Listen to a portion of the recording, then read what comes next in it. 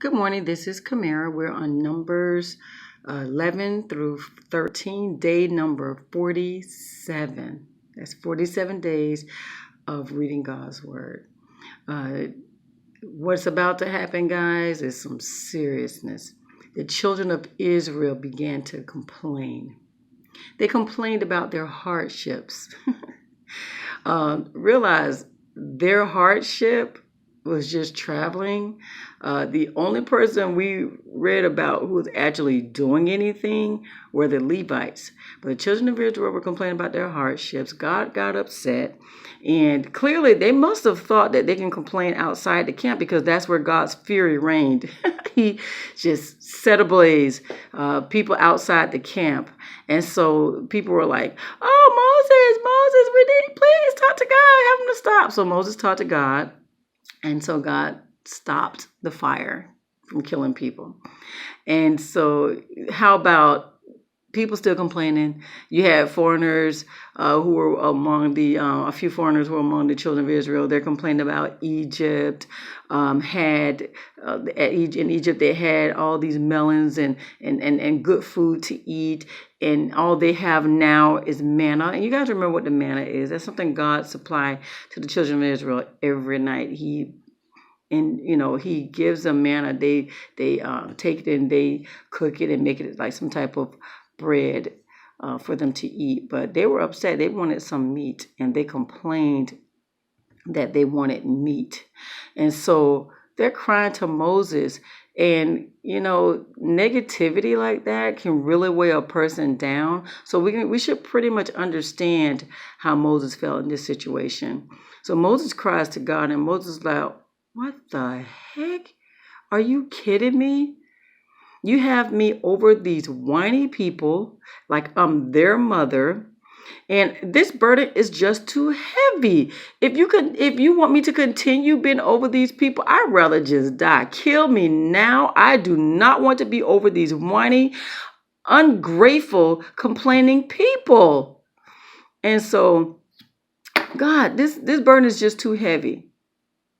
So you would think that God would get upset with Moses and say, I don't, whatever, gave you a job to do it, suck it up, or just kill him and put somebody else. No, he listened to Moses. And that we have to look at God's character. This is where we really see God's character come out. He tells Moses, bring me 70 leaders of Israel. And I'm going to place that burden that you have amongst them. We're going to divide this burden up so we can ease that burden off of you. At the same time, he told Moses, I'm going to send them some quail. I'm going to send them so much quail here for them to eat that there'll just be a lot. There'll be more than they can handle. And so Moses was like, wait, what do you mean you're going to send quail? Do you realize how many people you're talking about feeding? God was like, wait, back up, player, wait. When did my arm get so short? When did my arm lose its power? Hello. You saying I can't supply for all these people enough meat? Seriously? Yeah, that's when God had to remind Moses who he was. I love, love, love that part. And that's the same God we serve right now. The one who listens to our cries when we feel like the burden is too heavy. Moses didn't go and complain to his brother, his sister, his wife about this burden God put on him. Moses took it to God and told him that burden was too heavy. God already heard him say, okay, I got you. This is what I'll do. And he also heard Moses cry about the people complaining about food. And then, what do you mean, God? But look at God. God's like, I got this, Moses. And don't forget who I am. I am more than able to supply the needs of all these people, even abundantly. I mean, to the point where they they don't have enough room to carry it. And so I love that part. Now, you guys know that God just burned up a few people outside the camp. So, I mean, come on, he was angry. But God is so merciful now. Imagine if he was that same God now. People complaining and stuff. Fire, just burn them up.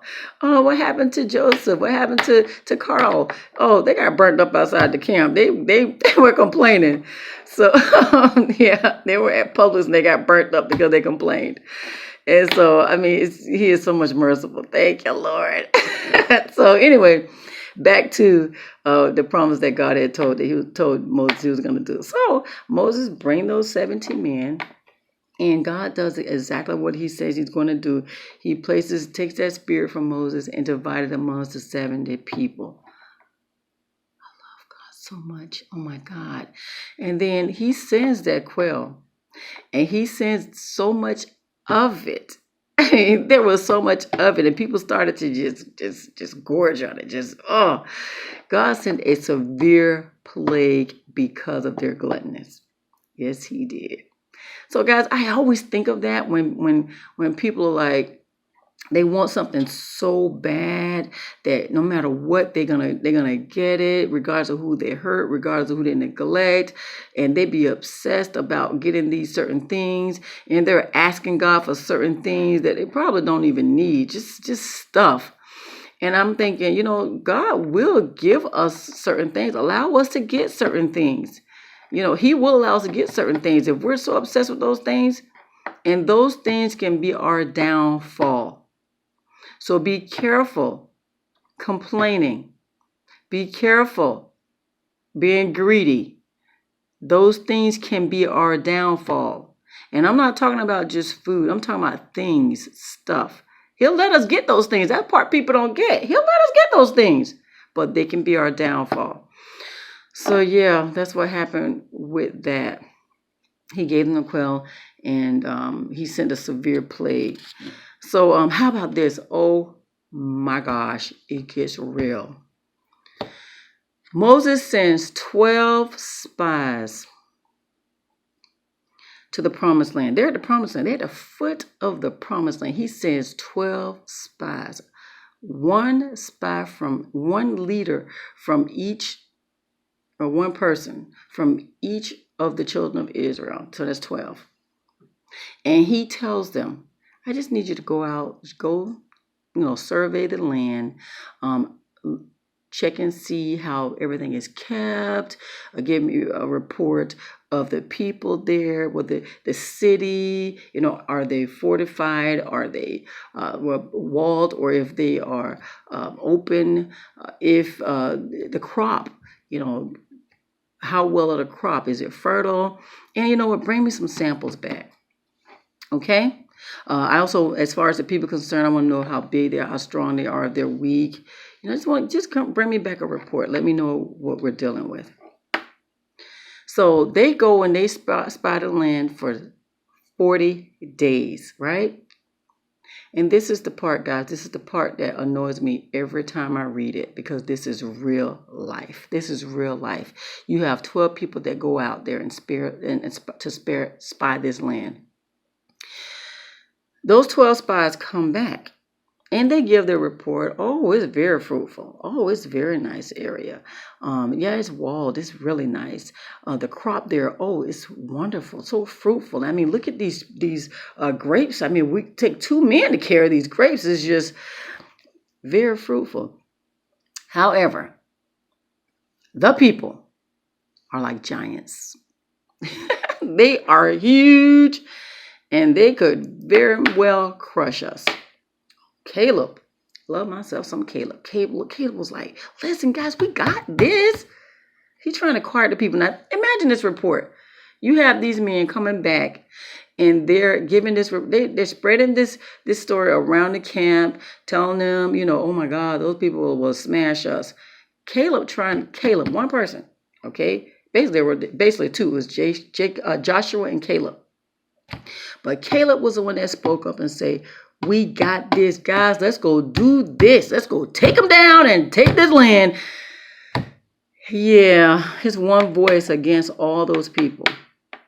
His one voice amongst all those other people, those 10 spies.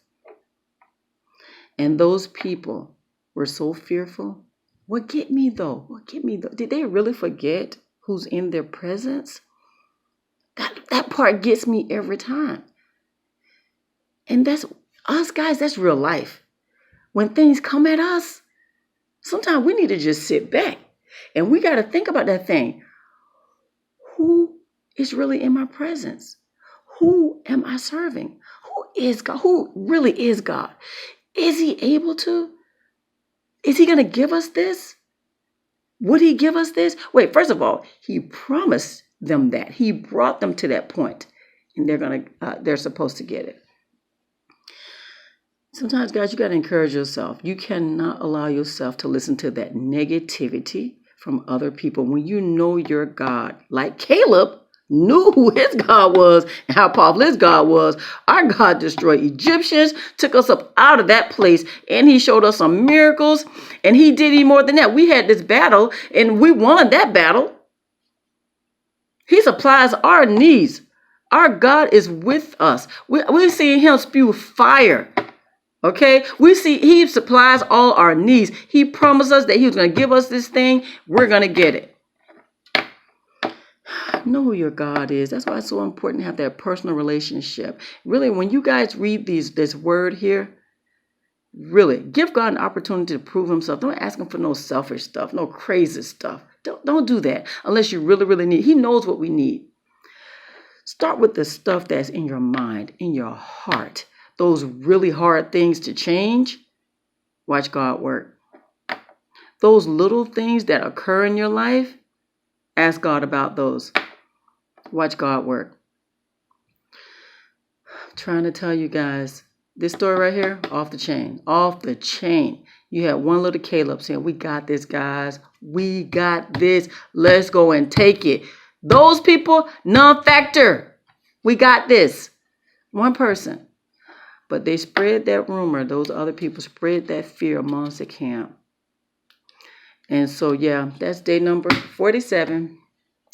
And numbers 11 through 13. Watch you guys what happened in the next chapter. I love it. Absolutely love it. God shows off. God shows himself. And he what he does is with Caleb, that one person, and Joshua, watch what God do for them. Watch what he does. But seriously, though, this is real life. And you need to know. Don't complain. Don't even spread that level of complaining. We all given into a time where we complain. We have to ask God to forgive us when we complain. And then those people who we complain to, we need to apologize to them too and say, I was out of line. Forgive me for complaining. Because we can set that negative spirit up in them. Tear down their faith. Tear down their joy. Tear down their spirit. You saw what happened to Moses. Lord, kill me. So let's keep it positive. And the way we keep it positive is we keep our eyes on the one who definitely has full control over everything, who loves us, and who says he takes care of us. He knows what we need. And we don't have certain things that we want, but we have our needs. So don't let your wants get you carried away to the point where you're complaining and being ungrateful like the children of Israel were. So God doesn't like complainers. He don't like ungrateful spirits. Put your eyes on God. He knows what you need. And you know why? I see that he does supply a lot of our wants. But don't let those wants get to the point where you can't even be grateful for what you have. So this is a great story, guys. Day number 47, Numbers chapter 11 to 13. You guys have a wonderful God-filled day.